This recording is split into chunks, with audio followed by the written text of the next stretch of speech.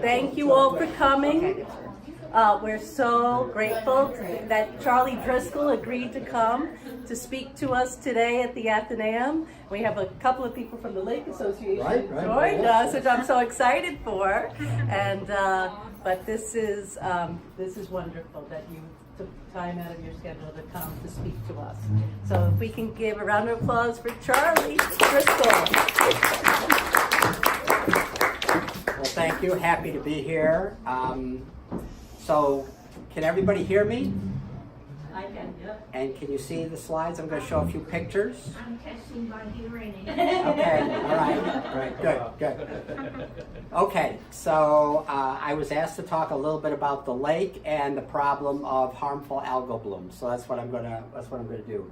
I teach at Syracuse University. I've been at Syracuse University for 40 years, so quite a long time. So many of you may remember in a couple of summers ago, 2017, there was a severe algal bloom that created problems for the lake. So that started interest in this problem. And the Skaneateles Lake Association, we have members of the Lake Association here. They have been working on a number of problems in the lake, or we have been working on a number of problems in the lake. So because of this interest in harmful algal blooms, this became another issue that the Lake Association is taking on. So these are just some photos of the problem in different areas. This is over by the country club with the docks. You can see that green area on the lake is normally very clear. We know about that. And this is at the end of the summer. So anyway, so what am I going to do? I'm going to talk a little bit about Skaneateles Lake. You're probably all experts, but just to give you a little different additional information and where it sits with the other Finger Lakes. Then I'm going to talk a little bit about the lake, how the lake works. And then I'm going to talk a little bit about the harmful algal blooms. What has caused this problem? Is it a new problem? And what is the Lake Association and the groups that they work with to deal with this problem? Okay? And then I'll take questions at the end. Okay, so Skaneateles Lake is one of the Finger Lakes. There are 11 Finger Lakes in central New York. I can see. Skaneateles Lake is the second easternmost. It is the 5th largest by area, but the 3rd largest by volume. So it's a very deep lake compared to some of the other lakes. And that's part of the reason why it's such a good water source. So these are some of the statistics on the lake. It's about 16 miles long. It's a very large lake and deep lake. It has only a few, well, it has a lot of streams, but they're relatively small streams that enter it. 150 streams enter the lake. It has a relatively small watershed. So that's the area surrounding that the water drains into. The lake itself represents about 1/3 of the watershed. So that is a very large lake area relative to the watershed. So that is unusual for the lake. But as a result of that, that helps improve water quality. The other thing is the only major village of people is the village of Skaneateles, and that's on the outlet of the lake. So there's relatively limited development that could create problems for the lake. So this is all good for the lake. The lake is a very important water supply. It's the major water supply for the city of Syracuse. The city of Syracuse has what's known as a filtration avoidance agreement with the U.S. Environmental Protection Agency. The U.S. Environmental Protection Agency in the state of New York requires all municipalities to treat their water. But there are a few cities that can get around this, and Syracuse is one of them. Others include New York City, Boston, cities like that have good protected water supplies. So the water that the city of Syracuse drinks is not really treated. All that's added is chlorine, traditional, and so that is a problem when there is with the harmful algal blooms, and that's a big driver of the problem. Can you see okay? Okay? Yeah. Okay. Okay, a little bit about the lake. I don't want to make this too technical, but just a little bit of information. A little science is good for everybody, so I'm going to give you a little science on Friday morning. So, water is a very interesting and important substance. Water has a maximum density at 4 degrees Celsius, or a little bit above freezing. That's when water is the most dense. When the water gets warmer, then what happens is the water becomes lighter and it floats on the top of the lake. So in the summertime, this is the depth of the lake, the surface of the lake down to the bottom, 300 or so feet. This is temperature. The temperature is warm in the upper part of the lake, and that is an upper mixed layer. The upper part of the water interacts with the winds and the temperature, and it affects what goes on in the upper waters. And then the colder water, which is more dense, lies below it. So this creates a condition which is known as stratification, and it isolates that upper water from the lower water, okay? And so that's what happens during the summer months. So what we see, if this is the depth of the lake, and this is the temperature, the upper part of the lakes are warm, and then as we go deeper and deeper and deeper, the temperatures get colder and colder and colder. Okay, so what are blue-green algae? The harmful algal blooms are caused by blue-green algae. Blue-green algae are some of the oldest living organisms on the earth. They have been around for 3 billion years. They're one of the first organisms that evolved as the earth developed way, way back when. There are many, many different species. They are very common.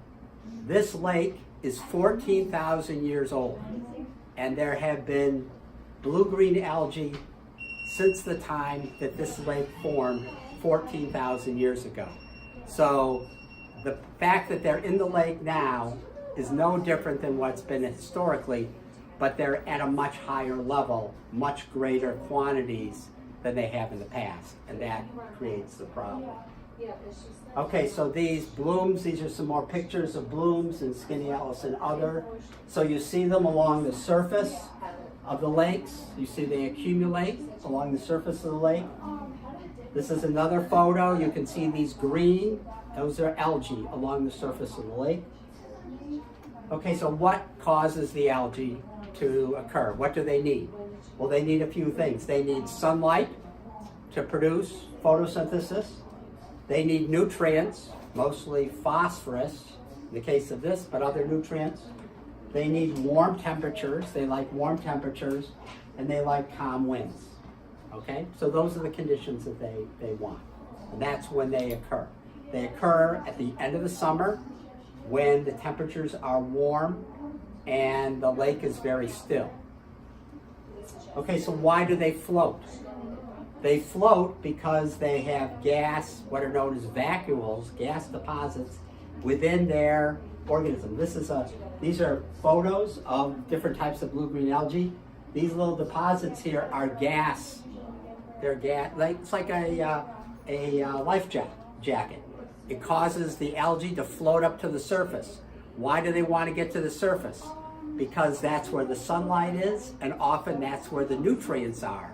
So it gives these organisms an advantage over other types of algae. Okay? Questions? So good? Okay. Okay, so how do we prevent these algal blooms? How do we prevent these algae from getting out of control? Well, we want to cut off one of the things that we need. And I told you a few minutes ago what we need. We need nutrients. We need warm temperatures. We need calm conditions. And we need light. So light, calm conditions, and temperature, that's nature. That's just happening. We can't control light. We need light. We can't control temperature. That's what nature is providing. So we can't do much about these. But what we can do is try to reduce the nutrients that are coming into the lake. Because the more nutrients, the more algae. And so we'll talk about that a little bit later. That's what the Lake Association is doing. Okay, so I use the name harmful algal blooms. Why are they harmful? They're harmful because under certain conditions, they will release toxic chemicals. And these toxic chemicals are primarily a liver toxin. There are certain species that can also release neurotoxins, but these toxins can also be a skin irritant. They can irritate the throat. They can irritate the eyes. So if you go out and you're swimming or you're taking a shower and there's a lot of toxins, you can get a skin rash, okay, if you're a sensitive individual. So they're not desirable, and they can create problems for drinking water. These toxins are not safe to drink when they're found at very high concentrations. And when we had these blooms the last 2 summers, the toxins got to high enough levels that they potentially cause problems for our drinking water, and if we go swimming in the lake or you have your dog go in the lake or something like that, they can create problems, particularly for sensitive individuals, particularly for young children. Okay, so this is what they look like. There's a particular type of algae that produce this. They can look like they have streaks in the lake like this. You can see little ribbons of green. That's what they look like. Or they can look like clumps like this. So if you're down by the lake, you can see these deposits. And so that's what they look like. You can see they're all floating near the surface because they have the ability to float up near the surface of the lake. So they're very visual. Okay, over the last couple of years, the health department has set out advisories for lakes that are having harmful algal blooms. And there's on the order of 150 bodies of water that have these problems, including all of the Finger Lakes, all 11 of the Finger Lakes. So these are some of the factors that are important in the various Finger Lakes. So these are the 11 Finger Lakes. This is Atisco, Skaneateles, Owasco, Cayuga, and these are the phosphorus concentrations. So this is Skaneateles right here. Skaneateles is the cleanest of all the Finger Lakes. It's one of the cleanest lakes in the world. It has very, very low phosphorus concentrations. So it's very surprising that this lake is having problems with algae. It's never really had algal blooms before. So it's a unique problem. And we're trying to understand how is the phosphorus getting to the algae and causing these conditions. This will also cause differences in the concentrations of algae. That's what's shown here. And again, this is Skaneateles. Of all the Finger Lakes, Skaneateles has the lowest concentrations of algae. Very, very low compared to other lakes in general. But once in a while, it gets out of control. So what's going on? Well, one of the problems is that it appears that the climate is changing. Some of you may be climate deniers. I just want to tell you the climate is changing. You can't refute it. So these are some statistics on how the climate is changing in the central New York. This is the amount of precipitation. The amount of precipitation, this is from 1950 to present. The amount of precipitation is increasing. This is the average temperature. The average temperature is increasing as well. And this is the quantity of snowfall. You complain about snowfall in the winter, it's definitely getting worse, okay? We're getting more and more snow. Okay, so if we look at Skaneateles Lake, the city of Syracuse keeps great records about the lake. The lake temperature is increasing. So this is the upper part of the lake, and this is the lower part of the lake. And you can see that the upper part of the lake, the temperature is increasing. And this is over the last 15 years, or 25 years, excuse me. And the temperature is actually increasing faster today than it has over since the 1970s. So it's getting warmer faster, okay? So the other thing is calm winds. This surprised me. This is average wind speed, and this is the number of days of the month for the calm winds. And the algal blooms occur in the late summer or fall, so this is August, September, and October. So there is some evidence that the winds are going down and the number of calm days is going up, particularly in September. And that will create the problems with the algae. And then the last thing is about the nutrients. So this is the concentration of phosphorus. This is the amount of algae over the whole record from 1970 to today. And this is over the last 25 years. So over the long term, the phosphorus has been decreasing, but over the last 25 years, it's been increasing. So we're not sure why that is. But it's very low, but it's still increasing. So all these conditions potentially will result in, the conditions for these algae. I'm going to skip this. Okay, so one thing that we've seen from the changes in the climate is that we've seen these very severe rain events that cause a lot of runoff. And with this runoff, I think this is Rachel's hand right here. It's my hand. And she's collecting a water sample right here, and you can see how brown it is. So during these large storms, there's a lot of silt and sediment that are getting into the lake. And if you look at the lake itself, right here, the creek goes in. It's hard to see here with the light, but there's this plume of mud and silt that's coming into the surface of the lake. So that's one thing that we want to try to reduce. If we look at the land cover for the lake, it's interesting. You can see, as I said, the lake is about 30% of the whole watershed area. The green areas are forests. So most of the southern part of the watershed is forest. The upper part is agricultural land, either pasture land or cropland. And then there's development, as you know, all along the sides of the lake and the village. So what's the Lake Association doing? The Lake Association is working with a lot of other teams to try to determine the amount of nutrients that are coming into the lake.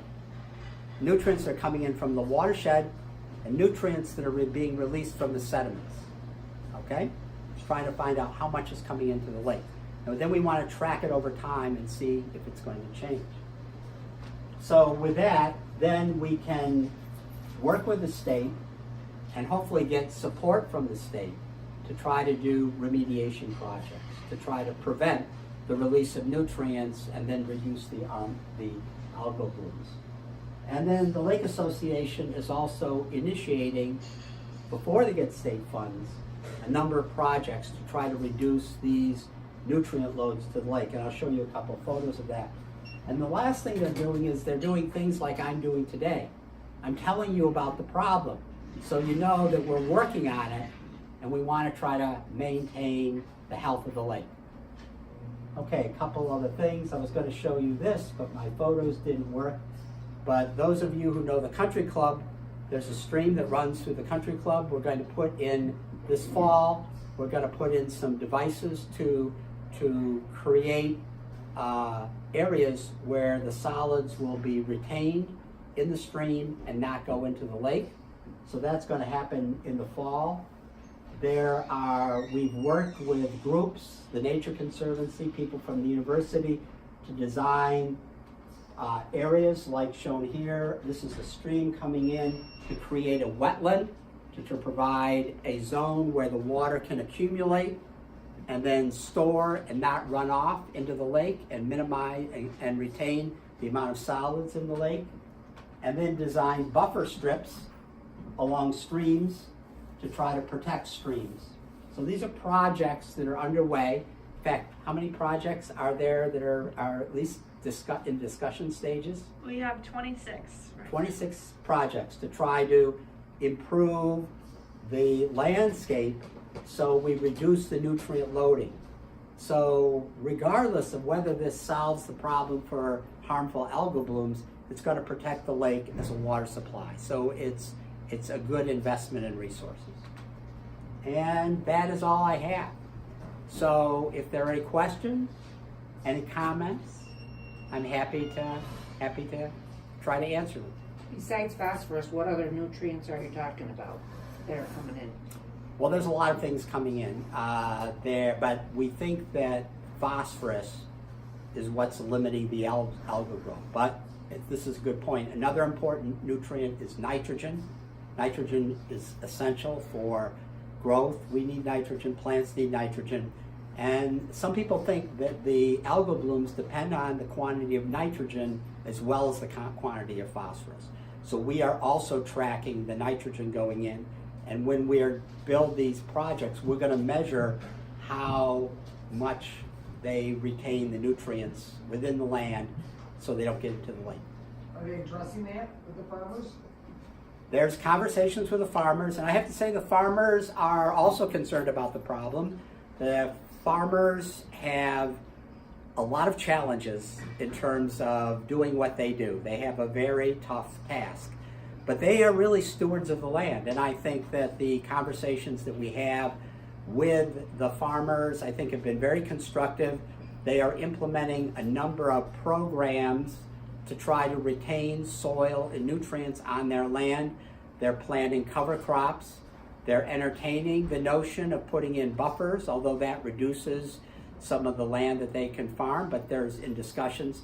But I think most importantly, through these activities, we're trying to find out where is the phosphorus coming from. A lot of people point the fingers at farmers, but we do not know where all the phosphorus is coming from. It could be coming from agricultural land. It could be coming from developed lands, from applying fertilizers on your garden or your yard. It could be coming in from the atmosphere. We're measuring what's coming in rain, and there is a surprisingly large amount that's coming in rain. We're measuring what's coming in from the sediments. And so we're trying to look at all the sources, and we're going to try to quantify that. And once we quantify that, we'll know what we should focus on. So it's premature to blame anybody, but I think it's a community problem, and I think we have to look at all sources and minimize all sources if we want to protect the lake. Charlie, can you mention or talk about the how many homes are on septic and leach fields and ditching and? I don't know those numbers, but there's a very large number on septic systems, right? Yeah. There's a lot of the homes in the village are on the sewer system, Right. goes to the wastewater treatment plant. The wastewater treatment plant doesn't discharge into the lake, it discharges into Skaneateles Creek. But like my home has a septic system, I live down on East Lake Road. My home is over 200 years old, has a very, very old septic tank. So we need to try to monitor these systems, make sure that they're functioning properly. So I think the point is we have to all take ownership of this problem and try to do whatever we can to try to make sure the lake is there for our children and our grandchildren. And it's going to be a resource. It's a tremendous resource for the region. People come in here, they visit the lake, they want to use it, it's used as a water supply. It's one of the most important drivers of central New York, in my opinion, for a variety of respects. So it's got a lot of features that make it easy to protect. But I think we have to make sure that we are doing a good job, because as the climate is changing, there will be more and more of these harmful algal blooms. There's a reason why we're seeing the state is reporting 150 harmful algal blooms in lakes all over the state. And part of that is because the conditions are changing in the environment, so these organisms can operate better than other organisms. I was just down in Florida earlier in the week, and they're having huge problems. Same thing that's creating problems all along the coast. And when these massive amounts of these algae, they're releasing toxins, there are fish kills, they get airborne. People who can't breathe very well will take them into your air. So asthmatics have problems. So it's a severe problem, not only in Skaneateles, but all over the world. Is that the red tide? Yes, so it's thought that these algal blooms, which come from freshwater discharges, are a trigger of the red tide. So these happen in freshwater systems. They get discharged to the coast, they stimulate the red tide, and then the red tide also releases its fair share of toxins as well. So it's a very complicated problem. And people from Florida are very whipped up. They're very angry about it. Yeah. Charlie, I listened to a book about a month ago, and it was about Sweden, and they said on the western coast of Sweden, there is an algae bloom, and that the sea there is now really a dead sea because of the complications from pollution. Yeah, no, it's a huge problem. It's not only driven by Sweden, but that area receives drainage from Central Europe. It drains north, and from Sweden it drains south. And you're right, it does happen. So what happens is the algae will grow to a very large degree. They will die, and then when they decompose, they consume oxygen. So the oxygen resources are very low, and then it creates problems for fisheries. Mm-hmm. So we have the same problem in the Mississippi River by Louisiana. There's a dead zone which is the size of New Jersey, right off in the Gulf of Mexico. In Long Island Sound near New York City, there is also a very large dead zone. There are many, many dead zones all over the U.S. Chesapeake Bay. Another problem. So it's a severe problem, not only in freshwater, but also in marine systems. So They had said that it just was wrecking the fishing industry there. yeah, for sure. Yeah. Charlie, several times during the year, summer and fall, I guess, it's like lines of suds. What is that? Okay, so that is a surfactant.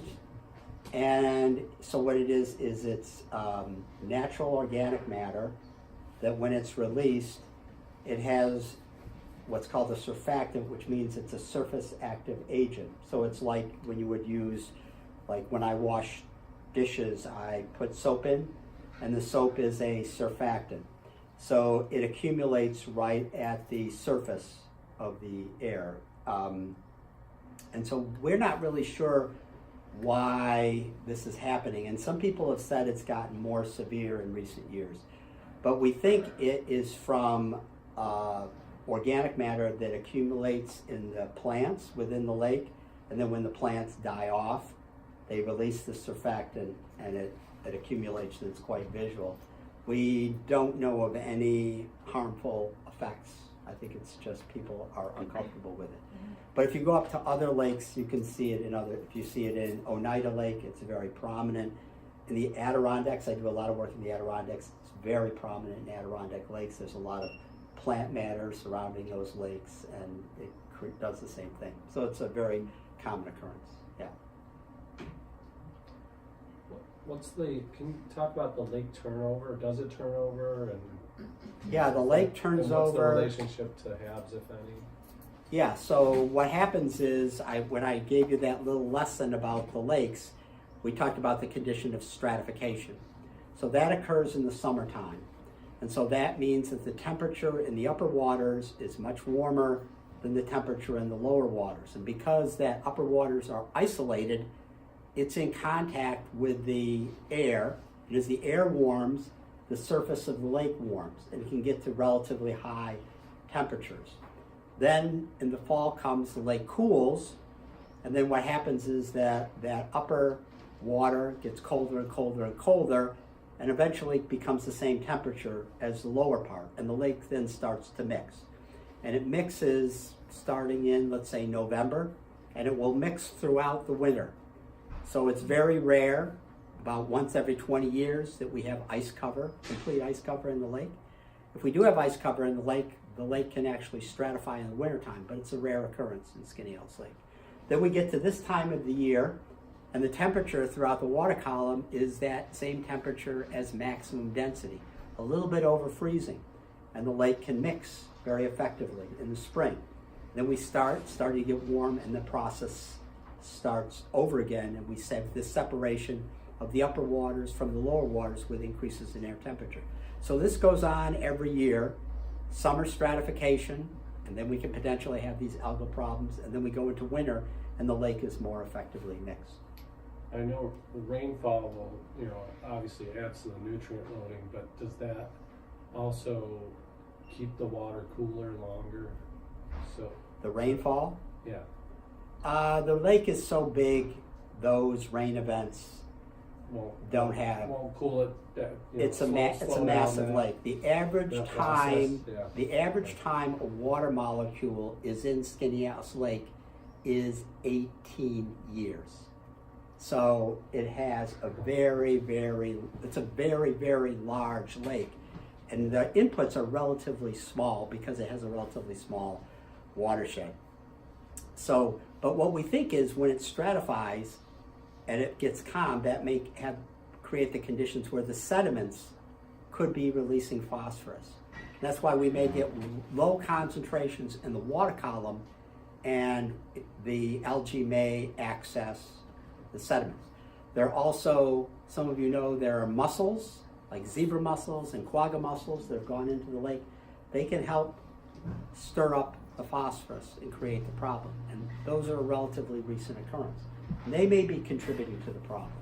So this summer, with the Lake Association, we're going to go out and we're going to survey the sediments all around the lake and measure their nutrient content to try to determine how high are the sediment nutrients. And then once we know that, then we're going to go back next summer and try to look at what is the release of the nutrients into the water. Is that a problem? Is that more than what's coming off in the land? And once we know that, then we'll be able to decide what to do about the problem. Try to see if we can do anything to reduce it. But in the meantime, we're doing these projects around the lake, which I think is a good thing regardless, because we don't want mud getting into the lake. We don't want to get solids getting into the lake. We don't want, herbicides, phosphorus, nutrients, things like that getting into the lake. We want to try to minimize that. So I think these projects are time and money well spent. You have a lot of dedicated people, don't you? I do. They're great people. If you want, they brought some literature out if you want on some of the things that we're doing. And it's a great group, and a lot of just citizens who are very passionate about the lake, want to protect the lake, trying to tell the community a little bit more about the lake and what we're trying to do to protect it. Okay? Other questions? Are you good? Dorothy, are you good? You couldn't see the slides, but you could hear the talking. Thank you. I learned a lot. Okay. I hope I can remember half of it. She's the main reason why I'm here. She told my wife, I want to hear about algae from Charlie. Yes, well, that spanked Charlie Driscoll for thanks for coming. having me. Thank you very much. And Peregrine, who runs the Athenaeum, really believes that we're never too old to learn. So thank you for coming to speak to our residents and for coming out to talk about this extremely important issue. Anytime. I hope it was Thank helpful. you. We did. We learned a lot. We did. And again, there are refreshments in the back. Please help yourself. And again, the Lake Association brought literature, so please help yourself to that as well. Thank you. Thank you. Thank you. Yes.